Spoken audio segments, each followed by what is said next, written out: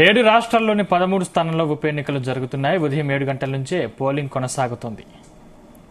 ఇక కాగా లోక్సభ ఎన్నికల తర్వాత తొలిసారిగా బీజేపీ నేతృత్వంలోని ఎన్డీఏ కాంగ్రెస్ నేతృత్వంలోని ఇండియా కూటమి మధ్య టఫ్ ఫైట్ జరుగుతోంది. ఉత్తరాఖండ్లోని బద్రీనాథ్, మంగళూరు, పంజాబ్లోని జలంధర్ వెస్ట్, హిమాచల్ ప్రదేశ్లోని డెహ్రా, హమీర్పూర్, నలాగఢ్ స్థానాల్లో పోలింగ్ కొనసాగుతోంది.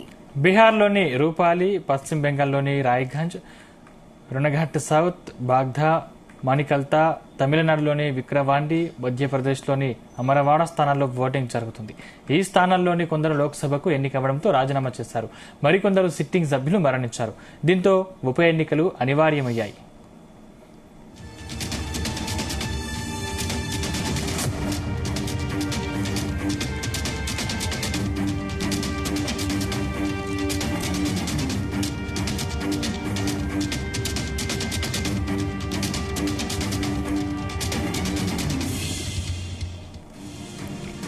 బెంగాల్లో లోక్సభ ఎన్నికల్లో అధిక సీట్లు గెలుచుకున్న టీఎంసీ 4 స్థానాలను క్లీన్ స్వీప్ చేయాలని భావిస్తోంది. హిమాచల్ ప్రదేశ్ కు చెందిన 3 స్వతంత్ర ఎమ్మెల్యేలు హోషియార్ సింగ్, ఆశిష్ శర్మ, కేఎల్ ఠాకూర్ మార్చి 22న సభ్యత్వానికి రాజీనామా చేశారు. ఈ 3 స్థానాల్లో 13 మంది బరిలో ఉన్నారు.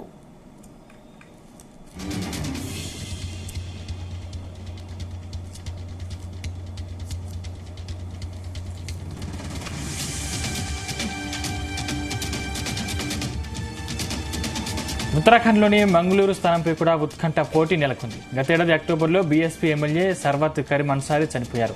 ఈ స్థానంలో ఇండియా కూటమి, బీజేపీ మధ్య పోటీ కొనసాగనుంది. బద్రీనాథ్లో బీజేపీ అభ్యర్థి రాజేంద్ర బండారి, కాంగ్రెస్ అభ్యర్థి లఖ్పత్ సింగ్ బుటోలా మధ్య ప్రత్యక్ష పోటీ నెలకొంది.